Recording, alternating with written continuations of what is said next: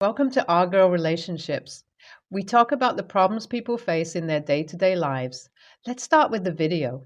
My brother-in-law has been a miserable, bitter person ever since I've known him, but he crossed all his boundaries this time and got caught red-handed. Before I get into what actually happened, I'll tell you guys a little about my family. I have a twin sister. Let's call her Delilah. Delilah happens to be married to the biggest douchebag on the planet, my brother-in-law, Richard. The thing about my sister and her husband is that they've been together since middle school, and I think at this point she doesn't know how to exist without him. We're 28 now, so yeah, they've been together for a very long time. Richard can be nicely defined as a deadbeat waste of space. He has cheated on my sister multiple times. His favorite hobby is getting drunk, and every single person in my sister's life has begged her to dump him for years. I kind of feel bad for her. She's stuck in this horrible relationship but can't leave him for some reason. I have tried to talk sense into her for years, but she has this ridiculous hope that he will somehow get his act together. Coming to me, I met my lovely wife 3 years ago. Our friends set us up on a blind date, and luckily we hit it off almost instantly. She's probably the funniest, kindest person I know, and I am so, so lucky to have her. When I first introduced her to my family 2 years ago at Christmas, everyone seemed to love her just as much as I did. However, Richard seemed to like her a bit too much. He didn't say anything the first time she met the family, but as she began to become a part of the family and came over to family events more and more, he started getting downright creepy. I won't get into the details because it honestly is disgusting, but let's just say that he tried to make a move on her once and proceeded to blame it on the alcohol. My fiance was extremely uncomfortable, and ever since then, we have avoided going to events to which Richard and Delilah were invited. I tried to talk to Delilah about it, and she didn't do anything. She made vague excuses about how Richard gets when he's drunk and said that he didn't mean anything. She did apologize to my wife, but we decided to maintain our distance ever since. That was around a year ago. Flash forward to a few weeks ago. My wife gets a text on Instagram from her old college roommate's little sister.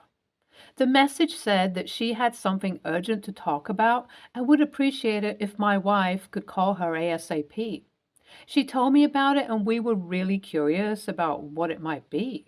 They hadn't spoken in years, so we were curious about what it might be. We decided to call her, and what she said completely blew our minds. So, Emma, who texted my wife, is a photographer and graphic designer. She told us something incredibly shocking. She told us that a client had reached out to her to Photoshop something private. When asked what he wanted, the client said that he wanted her to create an image of him and his long distance girlfriend together in bed as a surprise to her. Now, Emma usually didn't accept projects like this, but he was very persuasive and convinced her that this would be a fun surprise for her because they weren't able to meet for their anniversary. After she agreed to take the project, Richard sent her a picture of his supposed girlfriend, and guess who it was? My wife. Emma saw her and recognized her. She follows my wife on Instagram and knew that she was engaged to me, so immediately texted her on Instagram. So that's how we found out that Richard was trying to create fake images of her. We were disgusted and couldn't even fathom how perverted someone has to be to want something like that. I mean, we had always known that Richard had a thing for her, but we had no idea he would go to such extremities. Emma asked my wife what she wanted to do, and she told her just to tell Richard she won't be able to create the images and not give him any explanations. She agreed. We thanked her and then started thinking about what our move would be. I certainly never thought that my wedding day would turn into a nightmare, but that's exactly what happened. My wife and I had been planning our wedding for months, and we were both excited to celebrate our love with our family and friends. We had chosen a beautiful venue, hired a talented DJ, and even arranged for a photo booth so that our guests could take fun pictures throughout the night. It was supposed to be a night filled with laughter, dancing, and joy. We finally decided to carry on with the wedding and confront Richard later in front of all our family members. In hindsight, I can see that we probably should have confronted him before the wedding, but neither of us thought that he would try to pull a stunt at the actual wedding, and we didn't want to say something and ruin our wedding. On the day of our wedding, though, it was as if our worst nightmare came true. After the ceremony, when everyone was making toast and having a good, wholesome time, Richard got up and said he had something to confess. He was visibly drunk, and my sister tried to stop him from saying anything, but he was stubborn. In front of all the guests, he took the microphone and started making wild accusations. He claimed that my fiance had slept with him and that he had photographic evidence to prove it. He even showed the pictures to our parents, who looked horrified. I was in shock. My wife looked mortified, and we could see all the guests starting to talk amongst themselves. It was a huge mess. Having no other option, I got up and told everyone about Emma texting us before the wedding about Richard wanting to create fake images of himself with my wife. It was obvious that he had found someone else to create those images. Richard tried to deny that, but we had proof of his conversation with Emma. My sister was horrified. My groomsman kicked Richard out of the venue, and my sister followed him in tears. The whole thing ruined our otherwise beautiful wedding day. I felt horrible for my parents for having to witness that. We had to cut our reception short, and everyone went home earlier, and we didn't get to have our grand exit in our getaway car. The wedding was last week, and we've had no contact with Richard or Delilah since then. But last night, Delilah texted me saying that she had something important to talk about and asked us to meet at our parents' house. I asked if Richard was going to be there, and she said yes. My wife refuses to ever see him again, but she told me I should go and hear her out. I have heard from my cousin, who's very close to my sister, that my sister has decided to leave her husband and move on. I really hope this is true. I'm anxious and agitated about what is going to happen, which is why I'm writing this post to vent. I'll drop in an update about what happens. Wish me luck. Update 1. I haven't met my family yet, but we've gotten so many questions on that post that I decided to answer a few. Many people have asked if we plan to take legal action against Richard for his actions. We haven't decided on that yet, but my wife's best friend is a lawyer, and she has said that we do have grounds for a lawsuit. I think it depends on what my sister does. I hope that she decides to finally leave Richard, but if she tries to take his side, we are going to take legal action. It is a complicated situation, but we want to make sure that he faces consequences for his disgusting behavior. If Delilah doesn't do the right thing, we'll have no other option than to take this whole matter to court. The reason we're a bit apprehensive about that is that we just want to leave the whole thing behind us, and my wife is still extremely embarrassed and uncomfortable about the whole thing, and doesn't want to speak about all of that in a courtroom in front of strangers. If it was up to me, I'd file a lawsuit, but I've decided to respect her wishes and have kept that option as a last resort. Update 2. I've got some good news, guys. At the family meeting, Delilah announced to everyone that she had made the difficult decision to end her relationship with Richard. She explained that she could no longer be with someone who had betrayed her trust and broken her heart. The room was silent as she spoke, and everyone could see the pain in her eyes. They had separated on the day of the wedding because she couldn't bear the thought of living in the same house as him after what he had done. She had asked him to come there specifically because she didn't know how he'd react and wanted us to be there just in case he tried to do something reckless. Richard tried to speak up, to apologize and beg for forgiveness, but none of us wanted to hear him out, especially Delilah. She didn't want to hear his excuses or empty promises anymore. She had made up her mind and she was going to stick to it. We kicked him out of the room, and all of us are going to their place to take her stuff and help her move out. Delilah has also apologized to my wife in person, and everything is all right between us now. My wife and I are leaving for our honeymoon 2 days later, and Delilah is going to stay at our place for the time being because we'll be gone for a few weeks and she needs a place to stay while she figures things out and finds a new place to live. I guess there was a silver lining to this nightmare after all because my sister is finally free from that horrible relationship. Update 3. I completely forgot to address the whole lawsuit thing. We have decided not to go through with it because Richard is out of our lives permanently now. I know a lot of you had strongly suggested suing him, but this is what my wife wants, and I'm okay with whatever decision she takes. It makes me sick to think how obsessed this guy was with your wife to go to such lengths on your actual wedding day. People never fail to shock me with their audacity. I feel really bad for your wife and your sister. They both must be extremely traumatized from seeing those images. I still think you should have filed a lawsuit, but I understand that your family doesn't want to revisit this incident ever again. Sending love and strength to your whole family. Sorry your wedding day was ruined by your ex-brother-in-law. You really should have confronted him before your wedding day to prevent this whole nightmare from happening.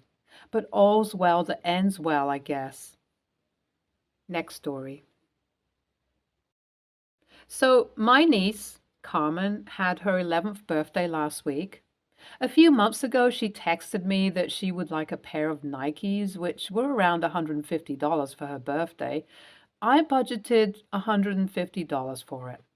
3 weeks ago, she called me and asked, instead of the Nikes, can I split her gift so that she and her neighborhood friend Conan, 12, can both have something. Carmen and Conan share a birthday and are best friends. Apparently, Conan's mother told him ahead of time she probably would not be able to get him a birthday present this year due to having to prioritize car repairs. So Carmen wanted to share her gift so he wouldn't have anything on his birthday. I asked her if she's sure, and she said yes. I asked what she would like, and she said she and Conan really want some Crocs. Apparently, Crocs and charms are all the rage in their school nowadays. Got sizes, fave colors, and whatnot. So I got to work. I was able to get 2 pairs of Crocs, 2 pairs of Croc flip-flops, and 2 packs of anime Croc charms, all for under $120, thanks to stacked coupons and sales. I even threw in some anime hoodies, only went over budget by $7. Not bad. I should note that my sister, Carmen's mother, is low income and they live in low income housing. My gift is usually the big ticket item and my sister always gets something much smaller. That being said, I also don't make a lot of money, so I didn't want to just get some Crocs. I wanted to stretch that $150 as far as it would go. Their birthday comes and I gift them to them and they are ecstatic. Super happy, spent like 45 minutes talking about all the different charms and the characters from shows like Naruto, Demon Slayer, Juicy Kaisen, or some shit. I happily listened while they chatted and talked, and then we had takeout that I ordered and cupcakes prepared by Conan's mom and watched anime all day. It all turned out that Conan's mom did manage to get both kids something small after all, that Conan picked out for both of them. They both said it was the best birthday ever, IMAO. Conan's mother took me aside privately and profusely thanks me and says she'll pay me back as soon as she can. I tell her no need because this was a gift from Carmen to Conan, not from me. I asked her to just be good to my niece when she comes around.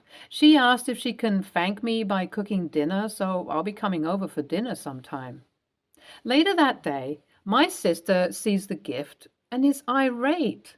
She apparently had planned for me to buy Carmen the Nikes as her school shoes and is upset with me because Crocs aren't real shoes.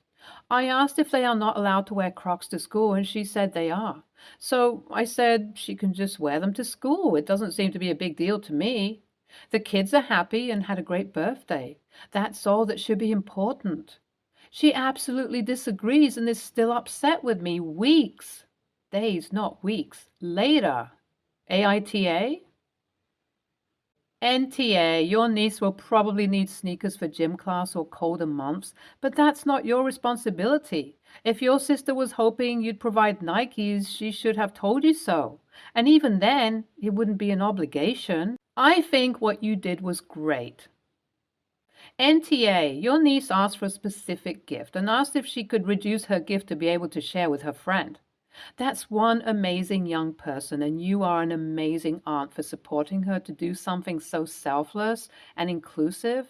Your sister is probably just a bit annoyed and maybe worried about now having to budget for new school shoes, but that's not really your problem. She is the parent. Next story.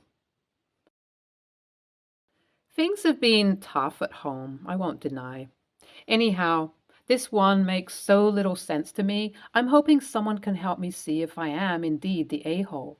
During the pandemic, and ever since too, I, 53, female, had to go into the office every weekday, and I got into a habit of buying myself inexpensive grocery store flowers about 2 times a month to brighten up my desk. About a year ago, he, 52 male, told me he hated that I buy myself flowers because he should be buying me flowers.